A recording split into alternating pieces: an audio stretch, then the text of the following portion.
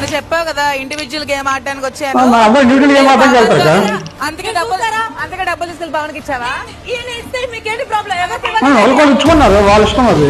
Emmanuel కి వాళ్ళకి ఇస్తున్నావు అనుకున్నాం కానీ నువ్వు పవన్ కి ఇస్తున్నావు. నాకు మైండ్ లో 1% కూడా వాళ్ళందరూ చెప్పారు, నేను నమ్ముతానని. వాళ్ళ ఇష్టం అది, ఇష్టం అది.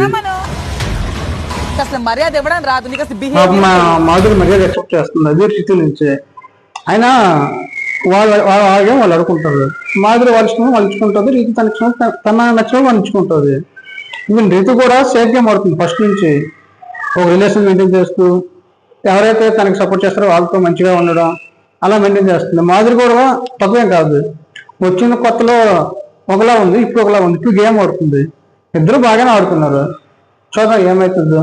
కానీ ఈ విషయంలో మాత్రం రీతు చౌదరికి మాత్రం కొంచెం రిలేషన్ అంటే సేఫ్ గేమ్ ఆడుతుంది, రిలేషన్ మెయింటైన్ చేస్తూ. చూద్దాం ఎలా ఉంటుందో. ఇంకా మన ఛానల్ ఎవరైనా సబ్స్క్రైబ్ చేసుకుంటారో సబ్స్క్రైబ్ చేసుకోండి. Thank you.